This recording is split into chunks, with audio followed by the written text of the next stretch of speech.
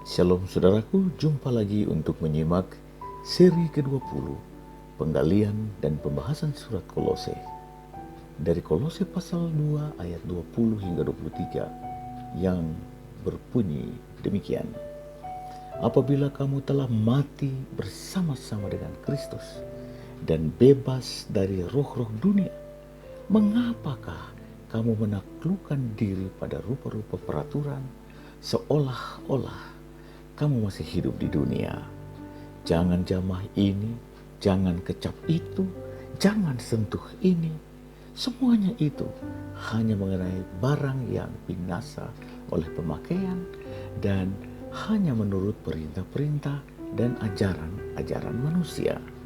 Peraturan-peraturan ini, walaupun nampaknya penuh hikmat, dengan ibadah buatan sendiri, seperti merendahkan diri, menyiksa diri, tidak ada gunanya selain untuk memuaskan hidup duniawi.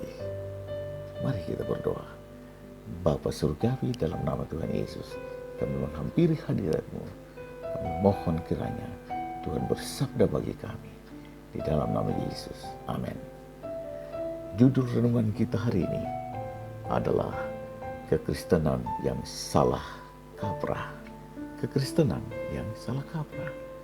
Kata salah kaprah berarti suatu kesalahan umum yang tidak disadari sebagai suatu kesalahan, bahkan dapat menjadi suatu kesalahan yang fatal. Demikian pula dengan kekristenan yang salah kaprah, artinya adanya kesalahan baik secara dogmatis maupun secara praksis, namun tidak disadari sehingga menjadi kesalahan massal atau kesalahan korporat, atau yang dikenal juga dengan istilah kesalahan berjamaah. Dalam pembacaan ini, sebagai bagian yang terakhir dari pasalnya yang kedua, ini merupakan kesimpulan singkat dari uraian mulai dari ayat ke-6 hingga ayat yang ke-19.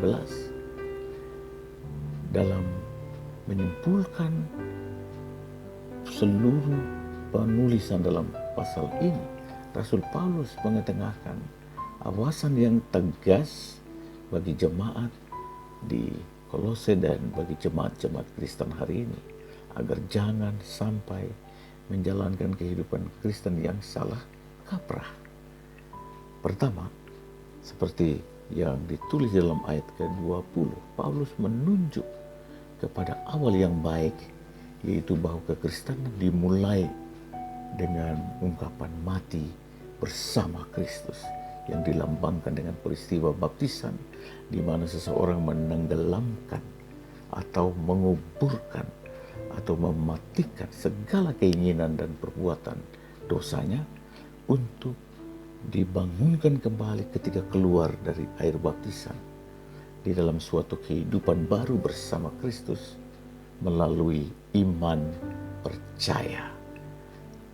Jika kita menoleh ke belakang, saudara, dan mengenang iman pendahulu kita ketika mulai menerima Injil, betapa taat dan setianya mereka.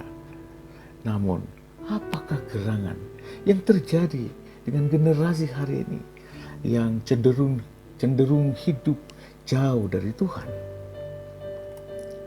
Kedua, masih dalam ayat ke-20 diungkapkan tentang bebas dari roh-roh dunia. Kebebasan yang dimaksudkan di sini adalah kebebasan tak bersyarat yang dikerjakan oleh Yesus Kristus Tuhan melalui pengorbanannya di salib. Dan melalui pengorbanan itu, setiap orang percaya dibebaskan atau dimerdekakan dari setiap perbudakan dosa, berbagai intimidasi iman yang tidak mengena dengan pencapaian keselamatan, sebagaimana yang dikaryakan oleh Yesus bagi umat manusia di Kalvari. Jika Anda hingga saat ini masih memiliki ikatan oleh roh-roh nenek moyang, atau roh-roh orang mati, dan lain-lain sebagainya. Itu tandanya Anda butuh kelepasan. Anda butuh pembebasan yang sejati. Jangan biarkan dirimu dijajah, karena setiap roh, saudaraku, menuntut tumbal dari Anda dan keturunan Anda. Ketiga, salah kaprah dengan ibadah buatan manusia yang nampaknya penuh hikmat, karena dirancang sedemikian rupa agar kelihatannya kusuk, karena dihiasi dengan ketaatan kepada sejumlah larangan.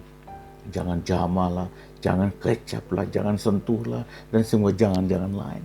Padahal semuanya itu hanyalah perintah manusia dan ajaran-ajaran manusia belaka yang bertujuan hanya untuk memuaskan hidup duniawi semata, hanya untuk memuaskan kesenangan hati. Disinilah letaknya salah kaprah, karena dikiranya lebih rendah hati, lebih suci karena telah menyiksa diri, bertarak, berpuasa, dan segala hal yang lain dilakukannya agar dapat dilihat dengan mata kepala, dengan kasat mata bahwa oh, ini orang yang beribadah, oh, ini orang yang taat. Tetapi sesungguhnya semua yang dilakukan adalah ajaran-ajaran manusia. Saudaraku, pertanyaan refleksinya bagi kita adalah, pertama, apa yang menyebabkan orang Kristen dapat salah kaprah dalam beriman dan berpraktek dalam kehidupan Kristianinya? Kedua, bagaimana agar seorang yang telah salah kaprah itu kembali ke jalan hidup yang benar? Kiranya Tuhan memberkati dan melindungi dan memelihara Anda untuk lebih hari lebih taat dan setia hanya kepada Yesus Kristus, agar Anda tidak terjebak oleh praktek iman yang keliru. Haleluya, haleluya. Amin.